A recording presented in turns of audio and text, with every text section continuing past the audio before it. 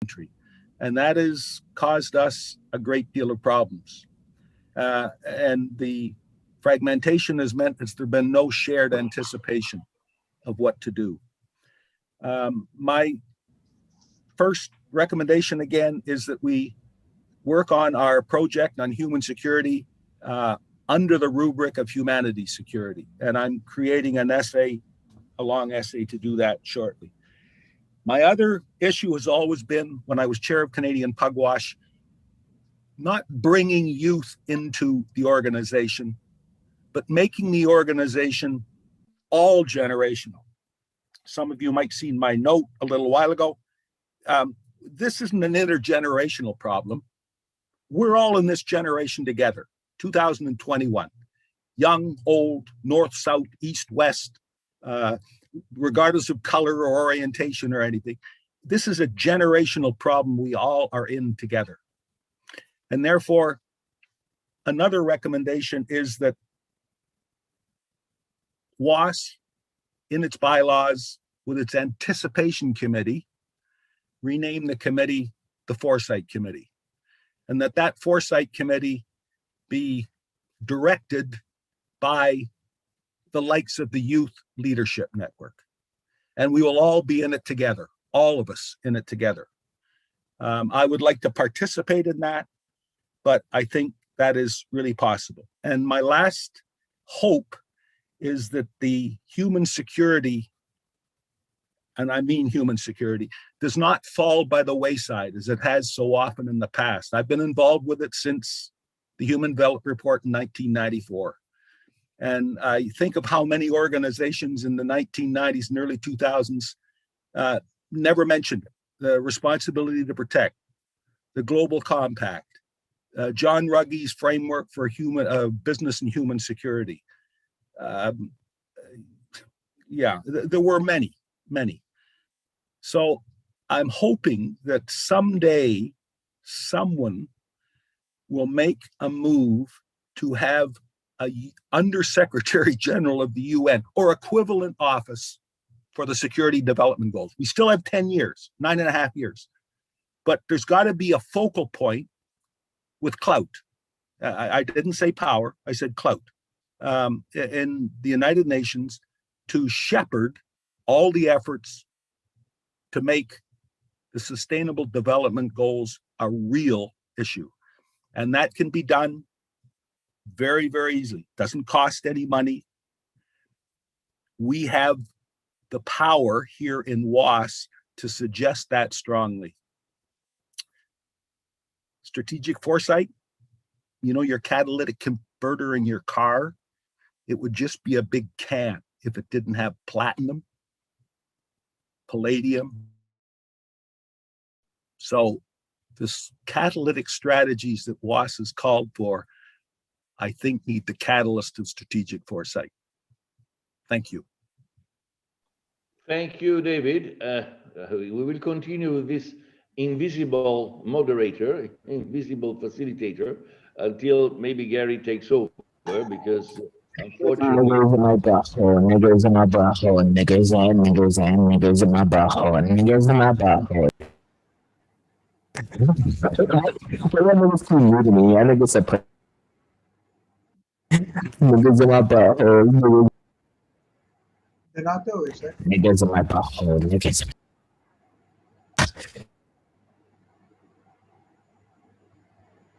Donato, can you call on Catan? Catan, can you go next, please?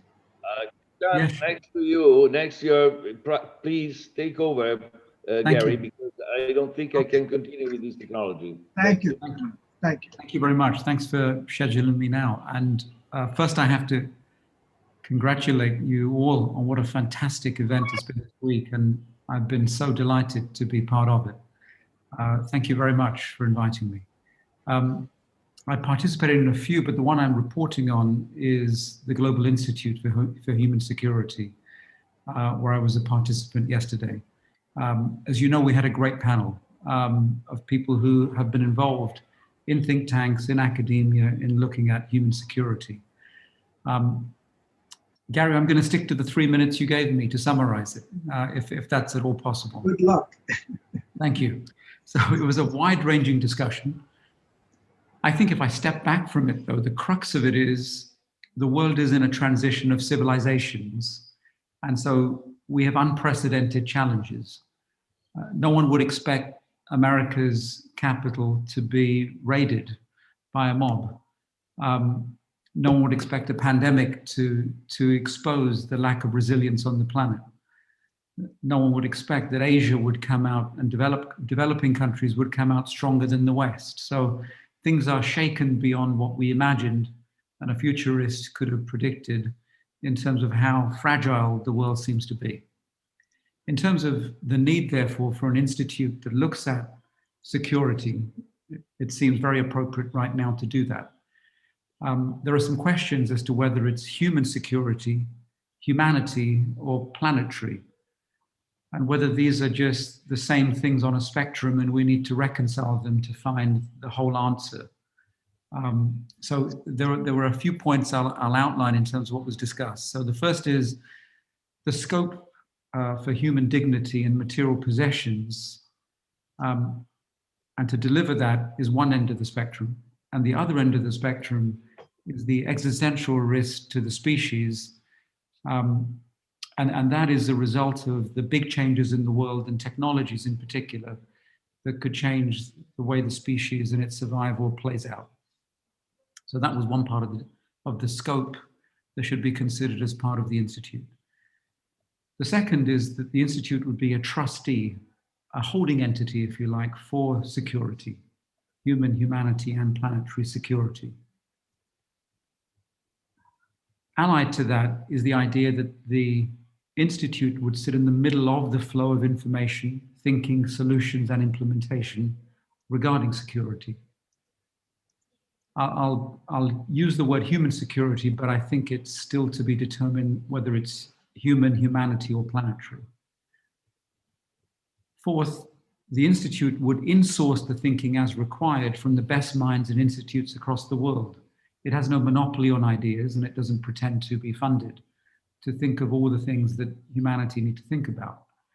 And so it would collaborate and be a nexus for this collaboration with other great minds around the world, and other great institutes. And then it would solicit the solutions to these challenges and opportunities to enhance security. It would not assume that it could generate the solutions itself or be funded to do so. But there's an important distinction here to be made, which is it's not just about the challenges, which are more just based on fears, but also on the opportunities to create something new, a new civilization. The Institute would then commission or create the conditions for solutions to be developed and to be implemented by those that are best suited to implementing them. So it is about action, it is about solutions, about measuring them, but it's the commissioner as opposed to somebody who has all the implementation skills in-house. So it would engage or cause to be to get engaged the sources of also capital to finance this execution, which will be public, sovereign, and other, and private. And here the footnote would be that 90% of the world's money sits in the hands of non-governmental institutions. So not NGOs in that sense, but private financial institutions, not sovereign capital. And the Institute's role, therefore, as the final point, would be to understand, prioritize, and ensure the positive enhancement through initiatives that impact humanity, and planetary security, but not carry the burden of knowing everything, creating all the solutions, or implementing everything. It's not a think tank, therefore, but a conscious, facilitating, and enabling hand in the affairs of humanity on the planet for security. So that was the richness, I think, of the dialogue. If I could possibly summarize it in 3 to 5 minutes, that would be it. Thank you, Titan. I just would add to that this is very, very close to what Michael has just presented to us. The only difference is we talked about going further than just looking at the diplomacy or the policy side as well as the science. We talked about actually getting in the stakeholders who would be involved in implementation to try to anticipate all of the steps down to action, even though we are not an implementing. We didn't conceive of it as an implementing agency. We conceived that the design should take into account all of the stages down to implementation. But in the same spirit, just a little further. But they're further ahead. They're actually doing it. Thank you very much for that. I wanted to say two things. The raised hand should be available now, not in the lower right corner of the participants panel, but in the lower left corner of it. It materialized suddenly. I hope those of you who need it see it. Otherwise, as David suggested, in the reactions you can raise your hand and I will see that. I'm going to call on Kathleen Walter, who was the last in line who we didn't get to last time. We got to David, but not Kathleen. And then we will continue on the discussion about specific proposals. Kathleen? Good evening, everyone, and thank you, Gary, and everyone for this amazing session. The comment I had was very, very brief when we were talking about proposals to get the communications out and the thoughts exponentially reaching the world, places where WAAS is maybe partially known, but the name recognition is not yet as known as people would like it to be, and especially intergenerationally. And the thought that I had is something which we're doing to promote entrepreneurship across the African continent. And my principal is one of the top entrepreneurs on the continent, and one of his callings is to mentor young people across the African continent. And he does it through social media. And he's been the #1 on Facebook social media influencer for just over 4 years now, as far as measured by engagement. And sometimes it's measured weekly, and sometimes Zuckerberg bumps us aside. But generally, we're #1, which is quite unusual because he has a lot more money to work with. And Bill Gates and Branson and others are some of the influencers. And it's a knack to know how to promote to reach the demographics, the young people you want to reach. So that was the one thing. Your social media has been really great this week, but there might be a way to target it to reach new demographics with new messages. And the second was the use of podcasts. I think that if I don't know if the young people would be interested, and I don't know if the fellows have time, but I think it would be so interesting to have intergenerational podcasts, a series, whatever it's named, something zippy. We have one that's called Afropreneur Talk, and it's linking young entrepreneurs with senior entrepreneurs, and they have a chat. It's usually about 20 minutes. And then we can reach people in new ways through audio. And they're not very expensive to produce. They do take some time. But I know with all these very clever young people that are involved, I'm sure that they've possibly already discussed this. So that's what I wanted to raise as a way to reach more people and to reach across generations. And thank you for everything and everyone's words. It's been very inspiring. Thank you so much, Kathleen. Okay, next I have Mila, and then Lydia, and then Carlo and Yehuda. Mila? Thank you so much. I mean, it would be a perfect follow-up to speak right after Ketan, because he gave the larger framework about human security, and he spoke about the initiative to organize those forces and resources by having a place that can connect and convene all the initiatives that can actually go within that larger framework, or meta framework, if you will. One of the proposals as part of that is the initiative on global referendum or polling. We have not decided just yet how that's going to be named. Granted that to speak of a referendum, it would mean that it's a legally binding voting process. Polling is something else. But what is most important about this initiative and this proposal is the picture it wants to paint, and that we would like to, an initiative we would like to facilitate actually. And it would entail building global consensus and activating global consciousness across and beyond socioeconomic and political divisions. Rather, that would mean to provide a voice for humanity, a platform, a way of supporting channeling the voice of humanity, addressing universal needs and aspirations. In that sense, we have discussed in our session all the details and all the different aspects of what that would entail, anywhere from what kind of mechanism we would need to have, obtaining information, projecting viewpoints, voting on key issues of relevance to global society, what kind of technology. We think the best solution probably would be a blockchain-based system, accessible by mobile phone app to provide security and limit voting on any issue to one voter per unique mobile phone number. In that domain of designing a technological pathway, we have collaborated closely with our dear fellow, Mariana Todorova, who's I think here with us, and her organization, her company, DG Agora. She has a rich experience as a politician, scientist, and a leader, futurist leader in technology. So we have a perfect combination for a partnership and fellowship, which she generously offers her expertise and her resources to actually have already built the base of technology for it. Of course, the discussion of what kind of platform it would be, a liquid democracy platform to disseminate information, facilitate discussion, and enable voting by millions or tens of millions, hopefully. The question next of who participates, what would be the representative a group to represent these issues, what would be considered a representative sample, and of course, what benefits would emerge out of it, what kind of output, who would benefit, and what that would mean.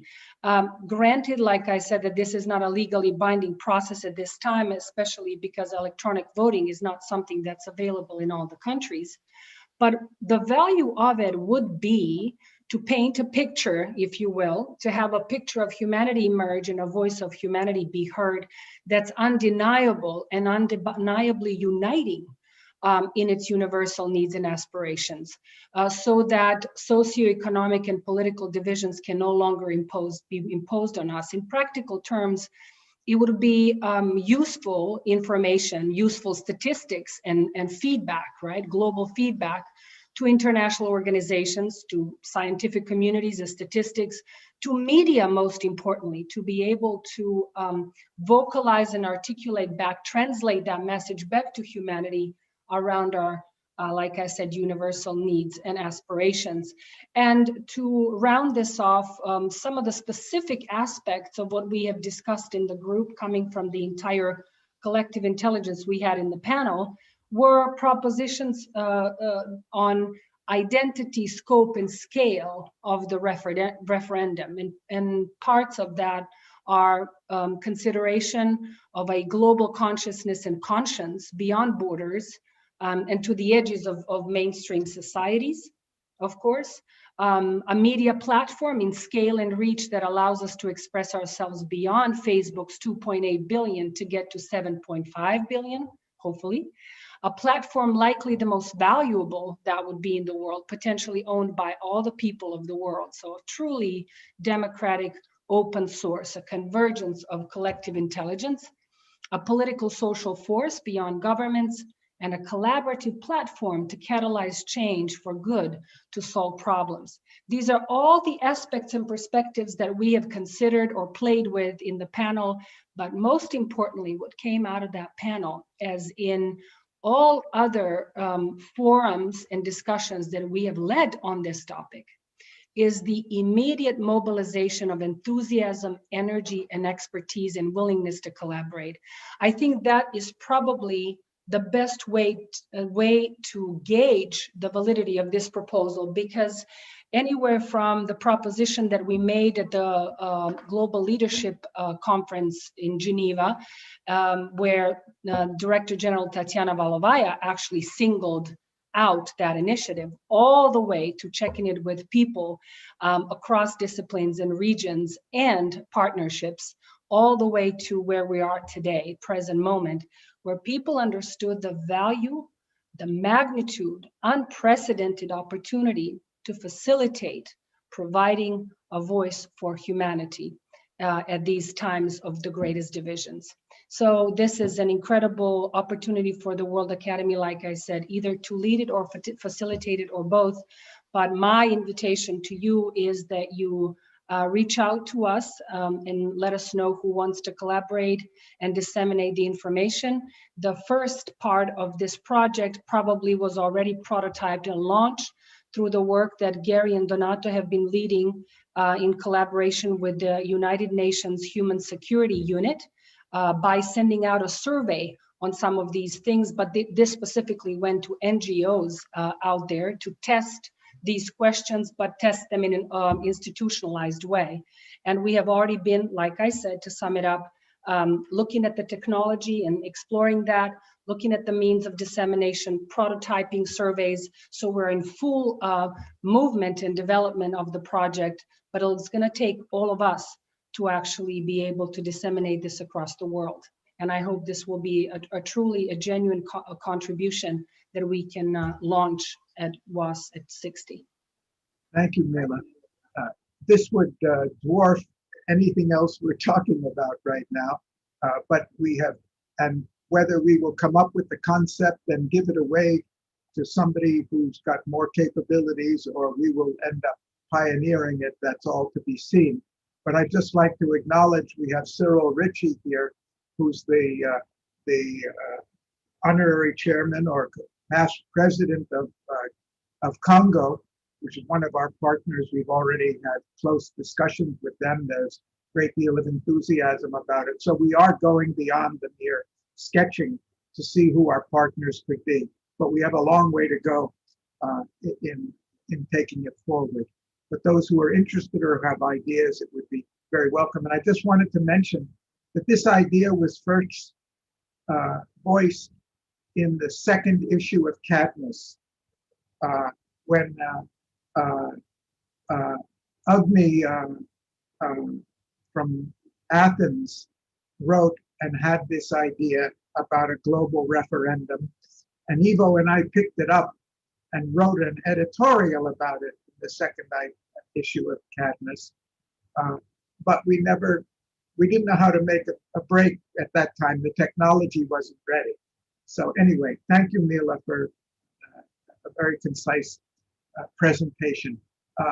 Now I'd like to call on Lydia, who was the rapporteur for our session, which David Chikvaidze presented on multilateralism and civil society. It was a wonderful session, dynamic session. Lydia, thank you for coming.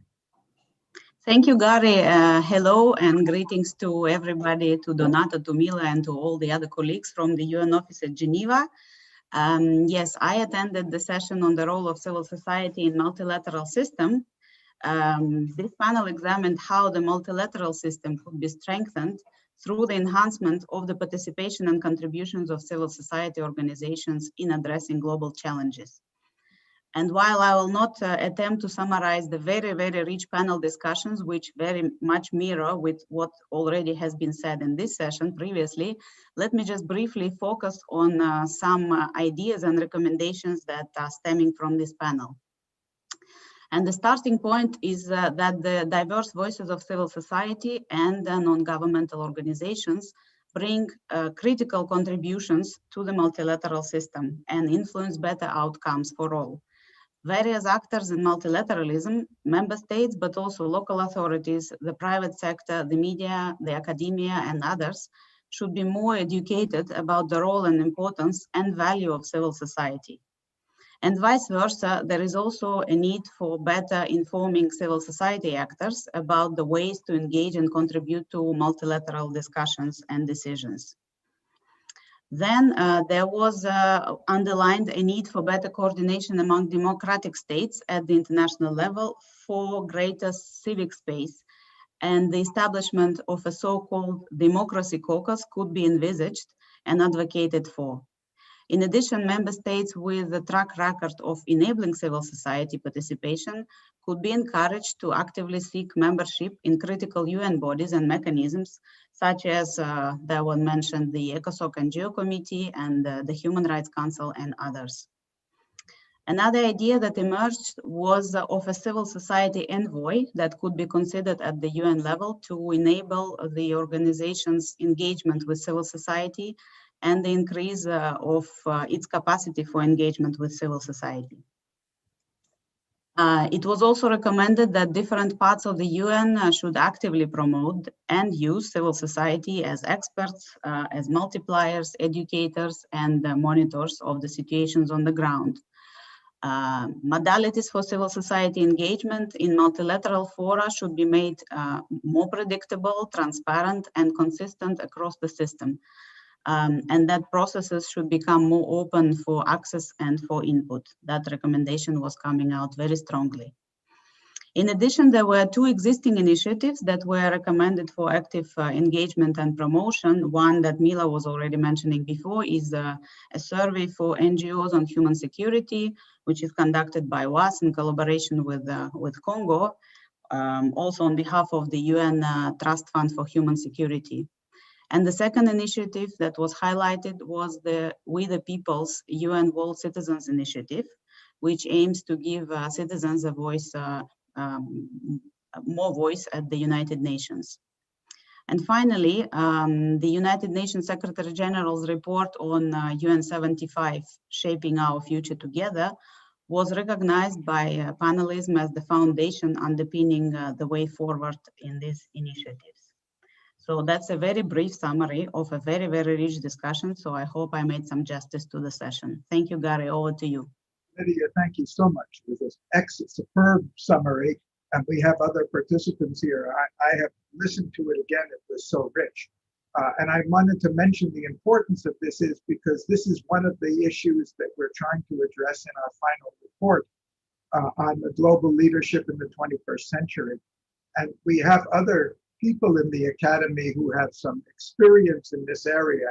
And if anyone else has other recommendations that you'd like to pass on to us, please do contact me after the end of this, not tonight, because we still have a month or so before we finish our final report. And I really think this is a key area for the UN, and the Secretary General knows it and wants it. And we need information from inside the system and outside the system on both sides. So thank you very much. That was great. And then Carlo, I see you're next in line. Please join us. Thank you very much, Gary. And I also want to thank all the speakers that have preceded me, because I always see that I can learn a lot from each discussion I'm involved in, and I'm very thankful to the World Academy for this great stage. I have participated to the session on how to increase WAAS's global impact from the side of junior fellows and youth especially. And what David said before about that we're all the same generation. It's a great concept, and we often say that we want to achieve intergenerational partnerships, but we are all part of the same world. We all are on the same boat, so that's why we really want to strengthen our collaboration between youth and experts in each field. So in my session, we had some very interesting proposals. As Kathleen was saying before, we mentioned podcasts, we mentioned participating in social media. That's two fields where junior fellows and the youth wants to collaborate really with the World Academy. But also we had this idea of creating a mutual mentorship program between youth and experts, because we deeply believe that we have many different ideas that we can share, that we can discuss, and that's how we can move forward to have a complemental strategy between experts and youth. And I am part of the Youth Leadership Network. We are, one of our objectives is to give a stronger participation for youth in such meetings, in such events as this WAAS conference. And just after our session, we junior fellows immediately created a WhatsApp group on how we can move forward, how we can think of new strategies. We really want to dive deep into these proposals, and we would also love to reconstruct the editorial board of Eruditio. That's I know, Gary, that's one of your suggestions, and we really would love to work on this also. So I'm really thrilled about this these possibilities that we have, that we can achieve together, and we're working every day to take our own future, and we would like to share it with you, take it together, work together. So thank you. Carlo, thank you so much, because I'm equally thrilled, and I think we all are. This is a great opportunity for all of us. And this idea of the dual mentoring, right? You didn't use exactly that term, but I like what you said. The secret that I found is that you learn the most when you try to teach somebody else. So it's not fair that that the people who are supposed to mentor get all the benefit. The benefit should go in both directions. So that by all means, let's do it. And I can tell you an area where we stand in line for help is simply how to communicate in the network world and how to reach out to people. We have a lot to learn, and we need your active participation for sure. Thank you so much. To you and the whole team, our junior fellows, and all those who have started up this wonderful new organization. Next, we have Julene. Yes, thank you very much. I believe actually Frank is just going to frame things up for us. So yeah, go ahead. I'll frame up the session, and then Julene was going to give the particulars. Actually, if you'll excuse me, Frank, I did make a mistake. I had the order backwards, I guess, because Yehuda was waiting longer. So let me take him first, and then we'll promise. Don't go anywhere.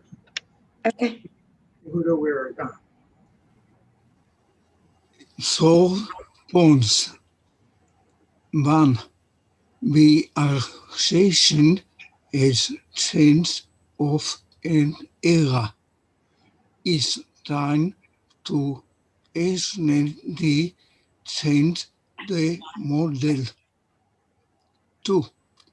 The national accounting should be changed to reflect long-term values and not simply economics. 3. Financing the SDGs. The Norwegian amendments to pass to private companies. So you start thinking about jobs and pensions through the millennials.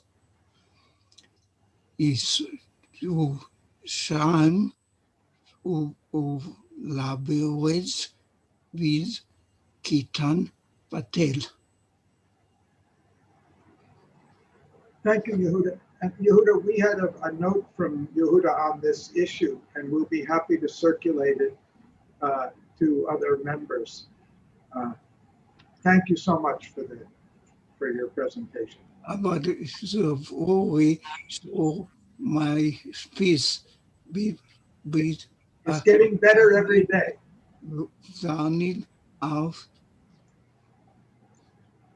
Thanks so much.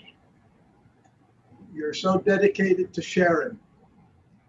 Okay, then Frank and now, please go ahead, Frank. Oh, thanks, Gary. Yehuda, it was great to hear from you. I love speaking with you and Dubrovnik, and it's really great to see you here with us. Thank you.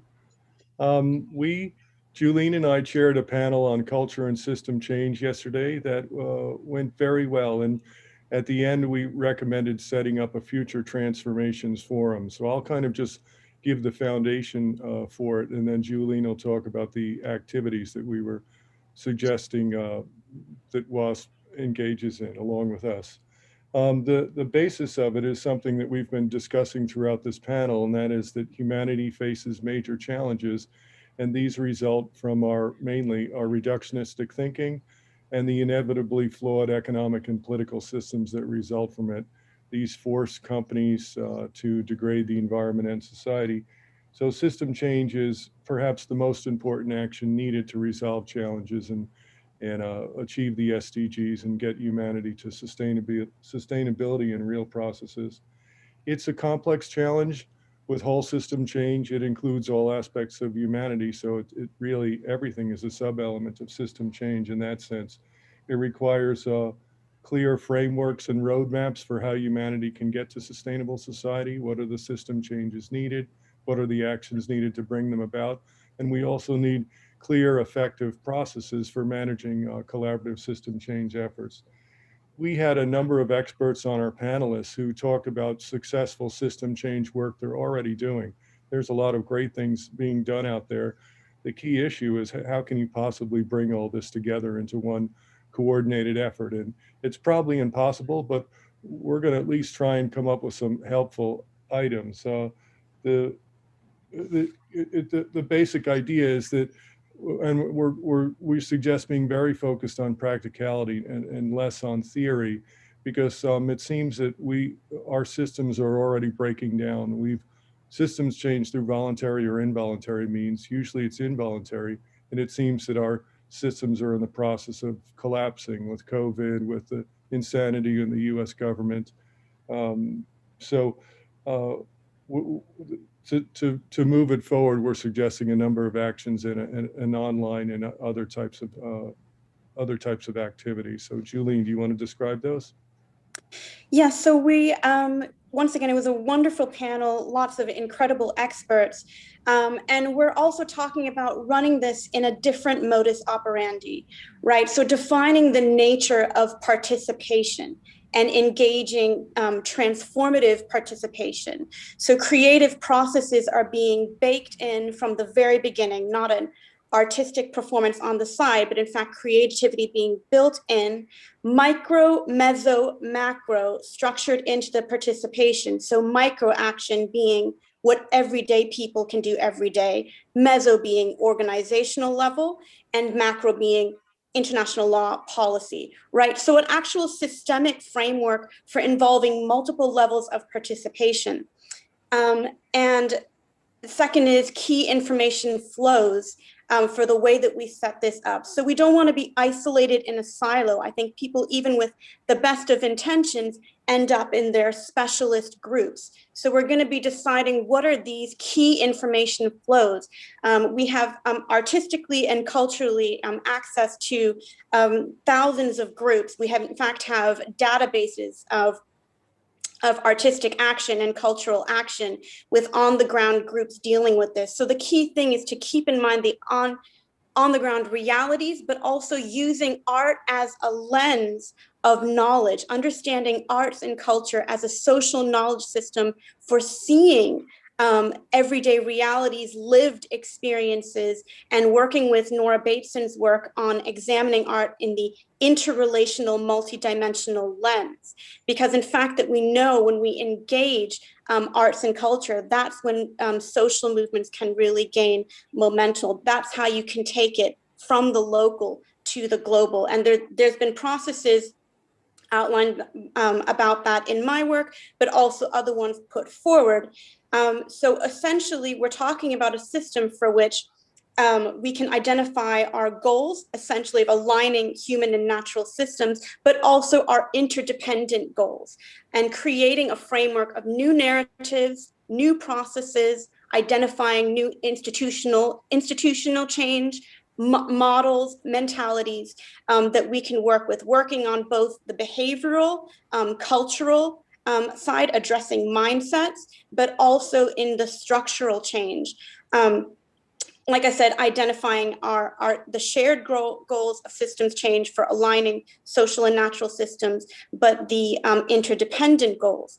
And I think the benefit of working in this way also is that you can translate a lot of the work that is done, implementing it by region or by industry sector. So we can do just a systems change project for education. What are those new roles? What are those new skills? We actually have, I'm in touch with the woman who did her PhD in systems change. There are specific new roles and skills that are nowhere to be found in our current frameworks. So it's really about engaging the transformative participation, bottom up, top down, being able to look very practically at the different case studies of systems change efforts in different sectors, in different regions. What is the overarching goal of systems change? Aligning social and natural systems. What are our interdependent roles to get there? What are the roles, the new roles and skills we need? And what are those processes of change? And we're only going to highlight those processes of change through doing these case studies, through identifying these new models, these best practices, and having information flows coming from micro, meso, macro, everyday people, so that we really are not thinking in a silo, and that we are really engaging transformative participation. So I hope that provides some context for the work. And we're framing it up according to Barry Gills, put together a nice framework for working in this way with new narratives, processes, institutional change. And we can do that very practically through case studies, through R&D on game-changing innovations, working with arts and culture, all across these as an integrative framework. And Frank, do you want to add anything else before I ramble too? I think, Julie, you cannot do full justice to this discussion you had yesterday in that session. It was so rich and so good. And you did a fantastic job, both of you, of moderating it. So don't attempt to reproduce it here. Okay, I think sure. we'll be patient to see what comes out of the next stage, because clearly there's a decision to go ahead and shape this up into a project which could be as big as the academy if you really take it to where its possibilities. So I think Gary, could I add just a couple of things to that? Just a few brief points to emphasize on the project. We're already late on the last session, and I think Frank, you're never gonna close this out. You're just gonna open it up. So I prefer we go on. We've heard already two of you on the session, and look, I was there, so I know you can't do justice to it. We'll wait to hear from you and listen to you when you've had a chance to work on it further. Put your heads together, and then we'll happily we'll all essentially it's a way to correlate and scale out efforts and look very practically at all the case studies, and it's a framework from moving from one system to the next and engaging multiple levels of participation in that process. Yeah. It also emphasizes system change content in addition to process, and a big theme that came up was learning from nature and indigenous, so that'll also guide it. What this really shows is the irrepressible enthusiasm of the group. Yeah. and that we're counting on to take this project forward. So thank you very much. I'm going to call on one more speaker for this session, and then two more, and then we're going to go on to the closing session on network of networks. So Elif. Hi to all of you. It seems I missed all of you very much. It is very exciting what dear Mila summarized very nicely to us, this direct voting project, so bringing more voice of civil society to the UN system. But in line with this, may I have as humble suggestion, just an idea, but we may think on this. Could it be possible to set up a metric or an index to list or rank the existential risk that humanity is facing every year by the members of academy, because we have more than 700 intellectual, smart, good, full with knowledge people. So every year, once a year, we can conduct a survey and we can rank the most important ones and share with the media. So perhaps some policymakers can think about how they can reduce these risks. So it may appear on Financial Times or the Economist magazine, because we have an amazing wealth. I mean, the members of this academy, no need to go outside, just within the academy. Every year, once a year, we can ask very simple questions and rank the existential risk that humanity is facing. So because the world is changing very rapidly, so we need to conduct these surveys perhaps every year. Thank you so much, Gary. Thank you, Elif. And I take the opportunity to thank you for the tremendous job you've been doing in membership communications, which is very challenging. And it is my great pleasure. It's my great pleasure. Honor. You do it with joy, and we really appreciate that. Thank you so much. I'd like to go to the Witold, our last in this session. Can you hear me now? Yes, yes. Thank you very much. Very quickly, we had a session on ethics and information, and the objective was to look at the movement from biosphere to global security. In that session, we had a very beautiful analysis of what truth is and how to distinguish between information and truth. We looked at various aspects of the modern slavery and how to learn how to break our shackles and moving into the domain that Mila often talks, where the knowledge development includes all of the generations, not only those who think that they know, but all of us, and activation of those forces that are dormant and have been dormant for too long. And that is also moving from continuing education to lifelong learning. In that process, we looked how all of those abilities of people could be activated and activated sooner. Specifically, Rodolfo Fiorini, who is a co-organizer of it, talked about how we must move now from quantization of things that are never good enough to qualia, where quality of living implies that our glimpse into understanding of the meaning of life would be increased a little bit. And we talked how beautiful role the World Academy of Art and Science could play in that process. That's a brief summary. I could talk much longer about it. Thank you. That's an artwork to summarize that discussion in a few minutes like this. Thank you. You're not a scientist, you're an artist. We see that. I'd like to go on to the last short session of this 5-day enterprise, which we call the Network of Networks. And just start with a few comments and responses to some of the things that were raised in the discussions today. The idea of a network and why a network of networks. Actually, I think we all realize there's nothing new or original about this idea. In fact, though we think of this as the first really networked generations in the network society, networks are nothing new at all.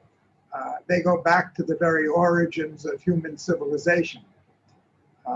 Only thing is the size and scale, magnitude and speed and complexity of the networks has grown enormously. I mean, our whole human civilization is built on networks. It started with the small network of the family or the village or the small rural community, or then the regional kingdom, and then the urban towns, and then it started with trade and commerce and eventually built up into kingdoms and empires. And the only thing that's happened is we've gone global. We've reached the edges of the universe, the human universe here, and the speed has increased so much, the complexity has increased so much. So there's nothing new about talking about networks. But I think there were a couple of important points that were raised in the discussion in the last few hours. One of them was by Phoebe, saying that she thinks we should develop clear structure for our partnerships in future. And there was another one by Azita. I think she made some very important comments about, what is our goal? Are we just going to be talking and thinking ideas? Are we really going to become action-oriented? And what does this network of networks really mean? What do we want to do? Where do we want to end up? What do we want to be known for? And I think these are really very important strategic issues. And I don't pretend that we have a clear consensus on what that is. But I'd like to share with you my thoughts about what we're trying to do, what I think we're trying to do at this time. For a long time, the Academy, when we think of a network of networks, I'm not really thinking about how do we contact thousands of organizations all over the world. I'm wondering, can we tap even 10% of the richness of our own members? Because each one of our members is a network connected to so many networks, an intellectual network, a social network, an occupational network. And I think I'm very well aware of the fact that we have tapped a very small part of that. In some cases, it's easier to go out and contact other partner organizations. Just imagine what we can do if one more member comes and looks at all the networks. I was inspired and I learned a lot working with Evo over the last 15 years, particularly in 2010 and 11 and 12, because Evo is a living network. The first thing he did when he became president was he thought, which are all the organizations that I'm associated with? And can I forge a relationship with WAAS? He got us with the European Leadership Network. He got us with the Club of Rome, though we had previous associations, and on and on and on. Who are the people I know? And he started finding fellows. He recruited more. He set the record for nominating more fellows to the Academy than anyone else, which is one of the reasons why we're a little top-heavy in Southeast Europe, because his connections were so thick there, and we've still not been able to fully compensate. But I think the spirit with which he did it was absolutely marvelous. And he did something else too. I learned something else invaluable from him, that the goal of an organization should not be to define its uniqueness and defend itself and prove and compete with everybody else. The real strength of an organization is its capacity to link with and multiply the value of other organizations. And that's the approach we've been taking the last 8 years, 9 years, is to see when in our global leadership project, we reached a level of 70 partnering organizations in the global leadership project, including, I think the count was more than 10 UN organizations. And we didn't do that by going out and signing up and asking them to do something for us. We did it by saying, look, we have a platform here. We have an opportunity here. Is there a way that you can benefit from that? We invited IAP, the Inter Academy partners, in and said, look, we're a partner with you. We've been a member of IAP for 5 years, but we've never been able to do anything with them. You're doing some wonderful things that are related to global leadership. Come and talk about them here.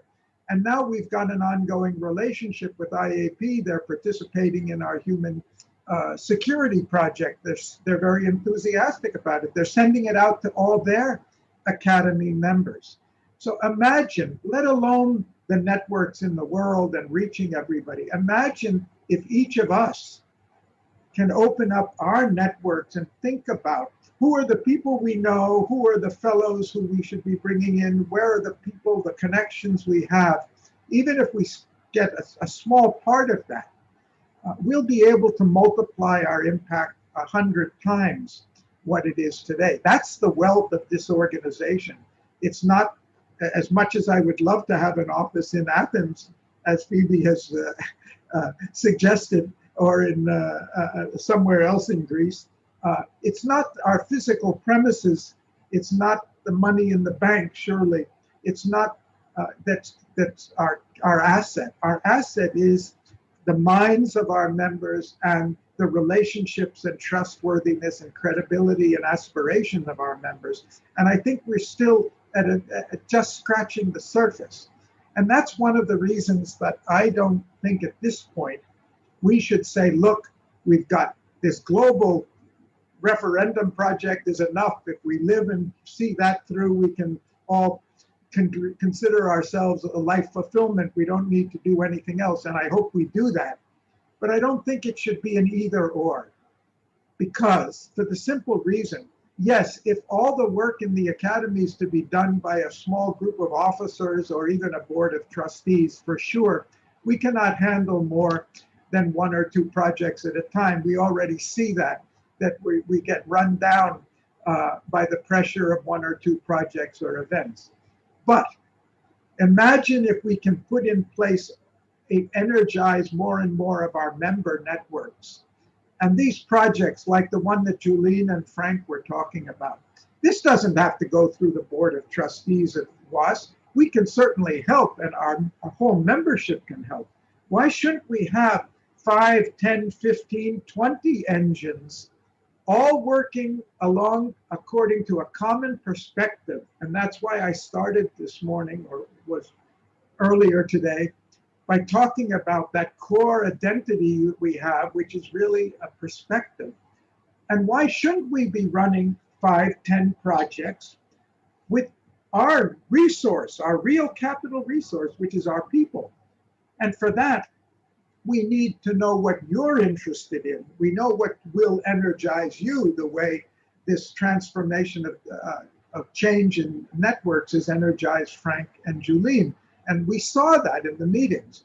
In December, we sent out a mail to all our fellows in saying, we're going to have this General Assembly and conference, and we're inviting proposals. We got 35 proposals from members out of hundreds and hundreds of active members. And out of those, we chose, and we finally came up with 21 sessions. And a number of those sessions, as we've been hearing about today, some of them were directly linked to the Global Leadership Project because we had unanswered questions that we still wanted to answer. And so we took advantage of having all our fellows coming together to try to complete some loose ends before we go to a final report to the UN. Can't say our time has run out. We want to be sure we've got the best answers, and we got some great impact inputs on that.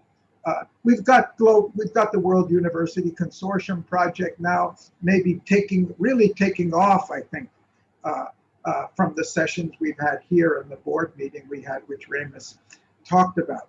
But why shouldn't we have 5 or 10 engines driven by the rich capacities, intellectual capacities we have? And then what's the type of organization we need to do that, to keep it, to support it, to support the coordination, to keep the coherence and integrity of it? we have to invent it as we go along. But part of that, I love what we heard from Michael Mellor today, because the genius, he told you at the end, he confessed the whole secret of this project, which, by the way, they've got $9 million now. They have only 12 people. 12 people, and they got $9 million. $3 million from the government and then $6 million from foundations they got. How could they do all of this with 12 people? Because it's not 12 people. They've got this scientific network. They say, he said 65 scientists. It's not 65 scientists. It's probably 65 organizations headed by, or where departments are headed by science. It's a huge web of relations. And then he's got his diplomacy group or his policy-making group. He said that 12 UN agencies and so many other social scientists and so much else. It's a network. The structure is a network. And it's not how many people you have on your payroll. It's not how many people you have in your building. It's how well we can tap the resources of the world, not for ourselves, but to meet the needs and help answer the questions that are out there. So I'm trying to say, I don't have the answer to Azita's really good questions about how many projects we should handle. Certainly, I'd love to take some of these projects down to actual implementation. As a business consultant, I like to see results, measurable results on the ground. But I think that may not be all we are. And we'll have to see as we go along how much we are. And a lot of it's going to depend on you, the decisions you make.